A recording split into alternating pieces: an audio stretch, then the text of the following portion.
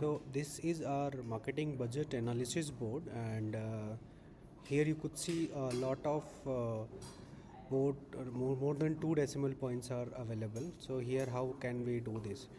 Welcome to our marketing budget analysis board.